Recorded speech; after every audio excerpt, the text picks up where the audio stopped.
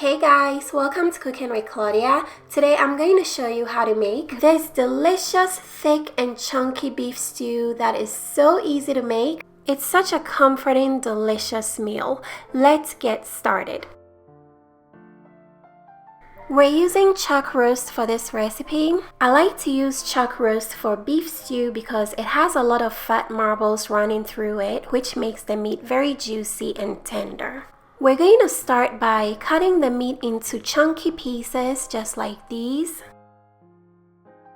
Once the meat is all cut up, season with a generous amount of salt and black pepper, then mix everything together. Once the chuck roast has been very well seasoned, we're going to sear it. So heat up a pan over medium-high heat, then drizzle in some olive oil. Go ahead and add the meat. Then we're going to sear the meat for 1 minute on each side. Searing the meat will add so much flavor to the beef stew. Because we want the perfect sear, do not overcrowd the pan. If you overcrowd your pan, the meat will steam instead of sear. We're looking for this beautiful golden brown color. Once you achieve this color, take the meat out of the pan, then set aside for later. When the meat is out of the pan, it will leave some brown bits at the bottom of the pan, which is going to add so much flavor to the beef stew. Add a little bit more olive oil. We're going to cook some vegetables, so I went ahead and cut up some potatoes, celery, carrot, and red bell pepper. Throw the vegetables into the pan, then season with salt and black pepper to taste. Sauté the vegetables for 5 minutes or until they develop some color. Then remove the vegetables from the pan and set them aside for later. Next, we're going to melt some butter in the pan.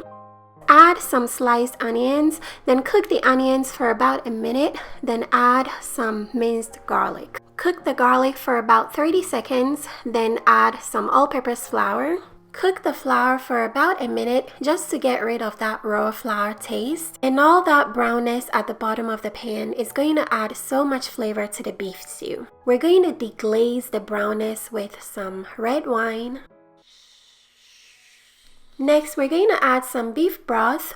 Whisk everything together and allow the sauce to cook and thicken. Once the sauce has thickened, just like this, we're going to add some tomato paste. Mix everything together very well. Once mixed in, we're going to add the meat and the vegetables.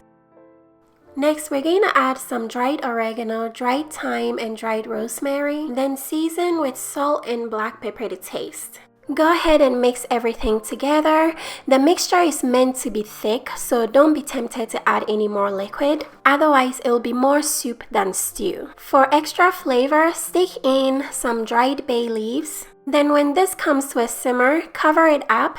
Then we're going to cook the beef stew on low heat for 2.5 to 3 hours. This is what the beef stew looks like when it has finished cooking. It's very thick and chunky and it smells so good. The very last ingredient we're going to add is some sweet peas. Mix that in and allow the stew to simmer for 5 extra minutes. Then it's ready to be enjoyed.